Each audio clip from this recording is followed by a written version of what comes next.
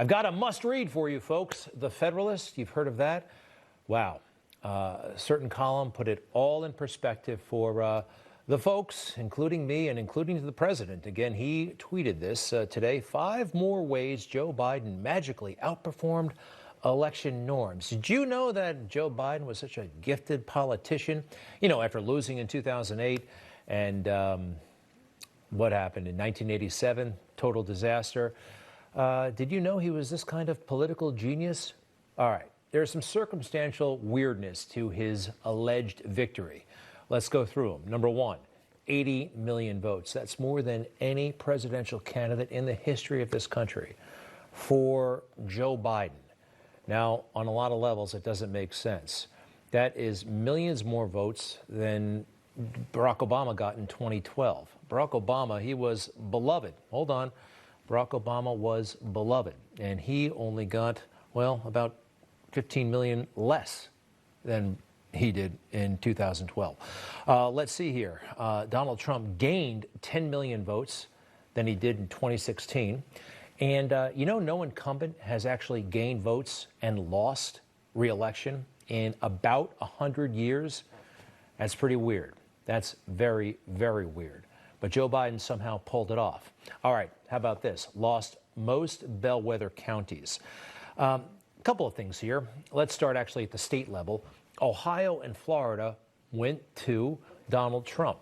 We haven't had a president in 60 years lose both of those states. But Joe Biden somehow pulled this victory off without Ohio and Florida.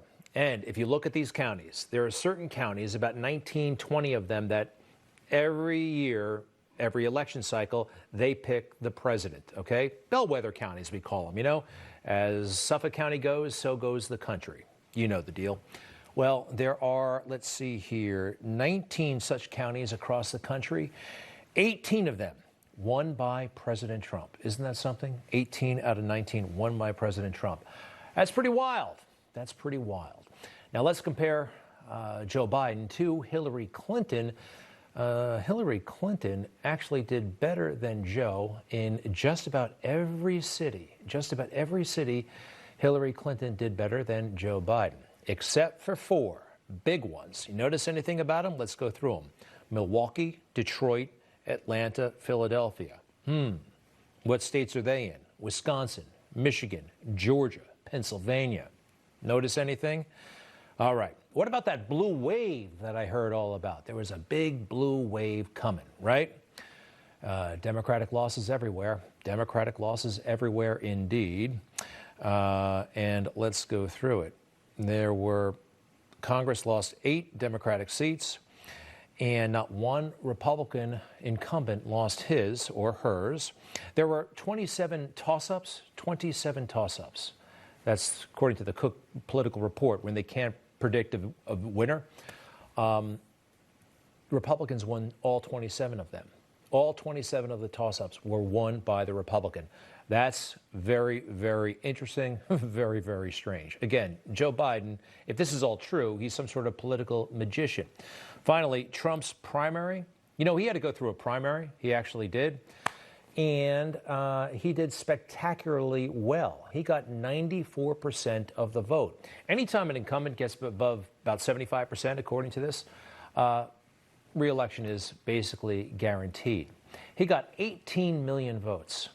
The next incumbent who got anything like that was Bill Clinton in the 90s, and he got half the number of votes that Donald Trump did. That's pretty wild stuff.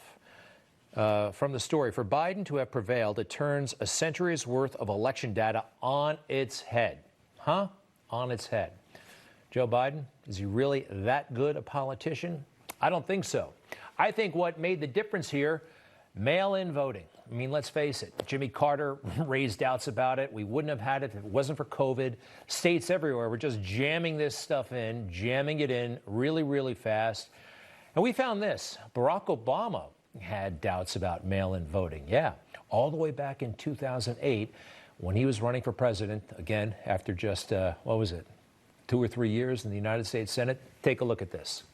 People mailing in their ballots. Do you trust the security, the honesty of such an election process? Well, I think we'd have to figure out whether this was fraud-proof. I mean, Oregon, for example, has a terrific mail-in system, but they've already scanned everybody's signatures who's registered to vote so that they can check to make sure that, in fact, the right people are voting. Interesting stuff from a very honest back then and forthright candidate, Barack Obama. All right.